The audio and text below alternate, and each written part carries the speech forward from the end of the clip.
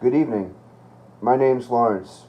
In this video, I will not just be going over the applications of hyperbolic functions in calculus, but I will also be going over the definitions, the identities, the derivatives, integrals, as well as their nomenclature.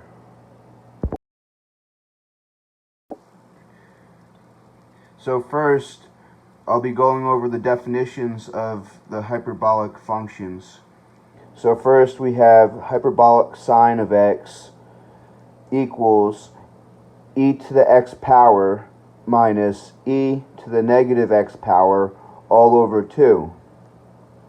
Right underneath that, we have hyperbolic cosine of x, which is equal to e to the x plus e to the negative x all over 2.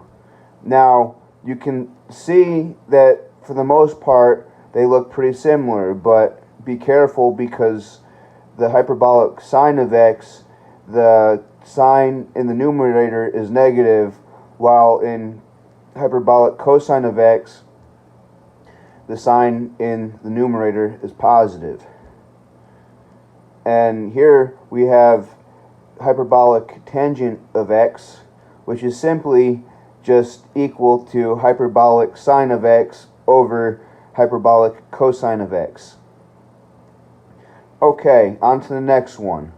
We have hyperbolic cosecant of x, which is simply 1 over hyperbolic sine of x, as long as x does not equal 0. Right here we have hyperbolic secant of x, which is equal to 1 over hyperbolic cosine of x. And lastly, for our last definition, we have hyperbolic cotangent of x, which is equal to 1 over hyperbolic tangent of x, as long as x does not equal 0.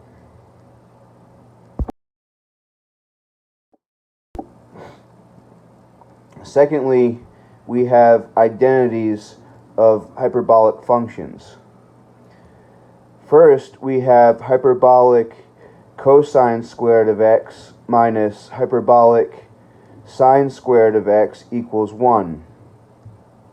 This can be written as the identity of hyperbolic sine of x plus y equals hyperbolic sine of x times hyperbolic cosine of y plus hyperbolic cosine of x times hyperbolic sine of y. Here we have hyperbolic tangent squared of x plus hyperbolic secant squared of x equals 1.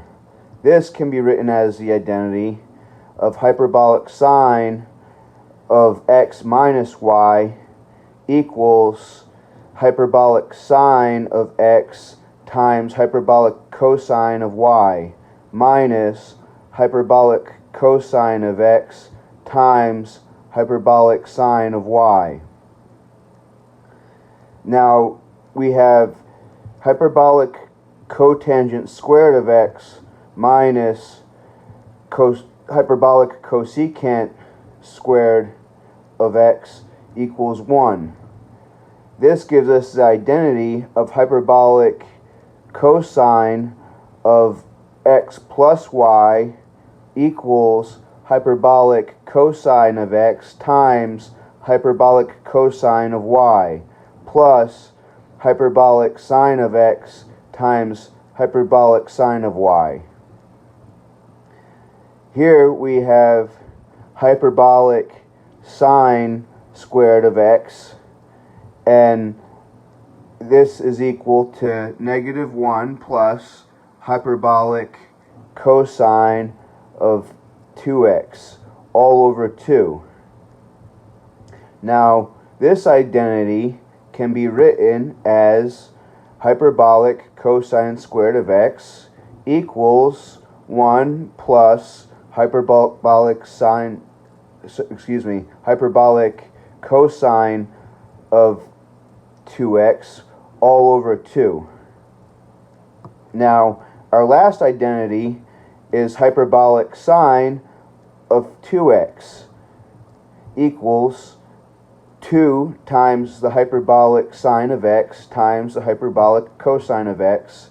And this can be written out as the identity hyperbolic cosine of 2x equals hyperbolic cosine squared of x plus hyperbolic sine squared of x.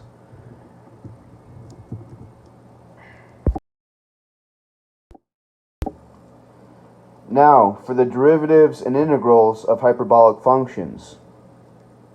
So in our first row, our first example, we take d over dx, a derivative of a function, hyperbolic sine of u. Yes, we're using u substitution, and that will be equal to hyperbolic cosine of u times u prime. And that right there is the derivative. Now, to take the integral, or the antiderivative, we will take hyperbolic cosine of u du, and that will just simply equal hyperbolic sine of u plus c. And that's how we get back to our original function. And that's what's called the antiderivative of a hyperbolic function. So I will go over another row. I'll go over tangent. I don't think it's necessary for me to go over every single row. It may just be easier for you to pause the video, read them, and get familiarized them at your own pace. But to save time with this video, I'll only go over one more row so I stay within the time limit. So we take the derivative d over dx of hyperbolic tangent of u equals hyperbolic secant squared of u times u prime. Now, to take the integral, it's simply we just put in this guy right here, and we get hyperbolic secant square u du, and that will just simply equal to hyperbolic tangent of u plus c.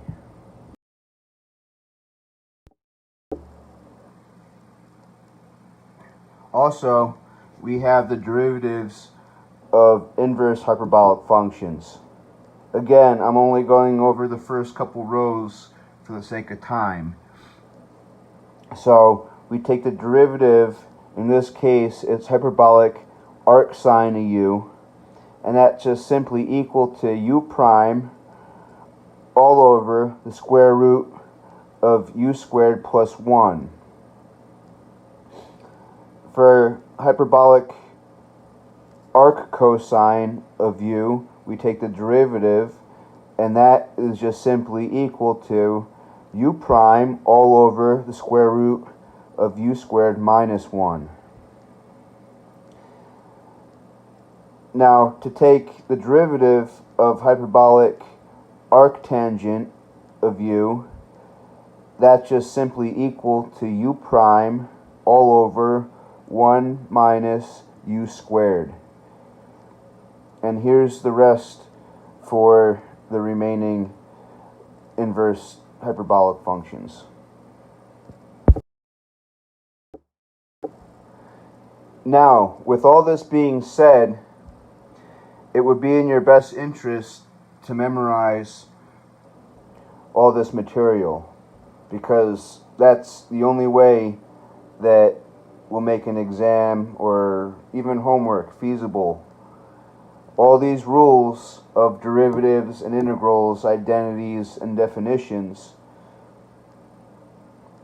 can make your work go by a lot faster and easier if you have them memorized. To do that, we will go over two examples.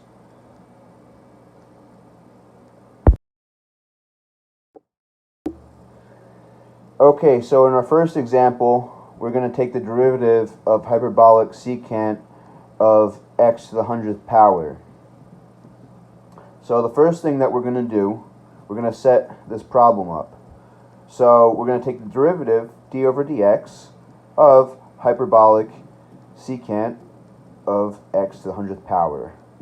Now the first thing we need to do, obvious as you see in this step, we need to figure out what u is, right?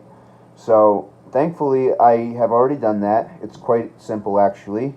Our u is equal to what's in the hyperbolic secant function, which is x to the power of 100. So to get our u prime, all we have to do is use a power rule to get the derivative. So we get 100 times x to the 99th power as our u prime. Now we can proceed.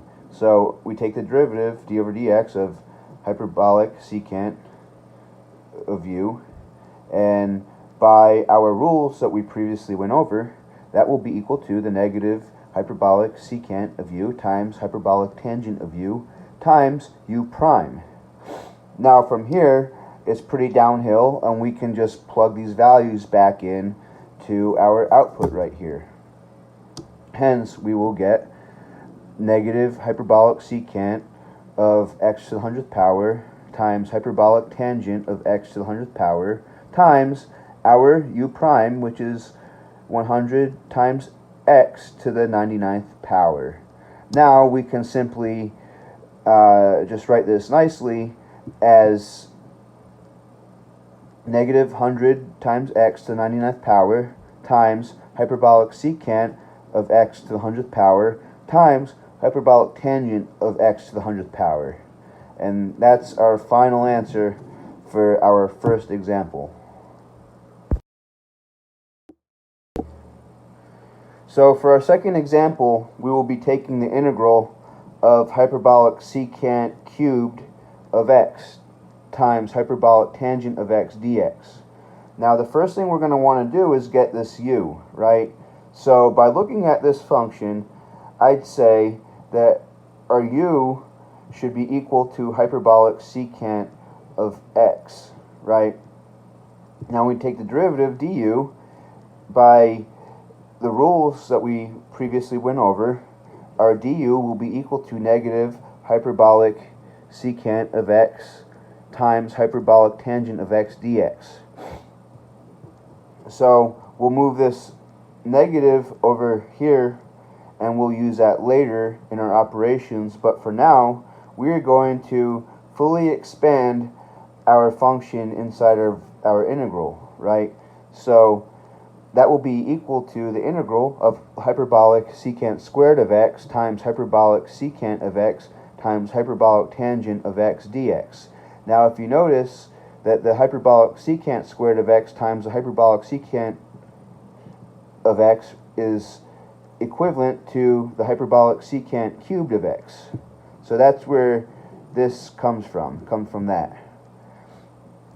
Now the next thing that we're going to do is we're going to get this into our u format, right? So as you can see, our u is equal to hyperbolic secant of x. Conveniently, that will give us u squared du, because our du is equal to negative hyperbolic secant of x times hyperbolic tangent of x dx. So that works really nice. So when we take the integral, we will get this guy right here. And that's pretty much it for our examples. So I hope you learned something new today. If you already knew this, I hope that this lesson improved your skills with hyperbolic functions. And for now, I'll see you later.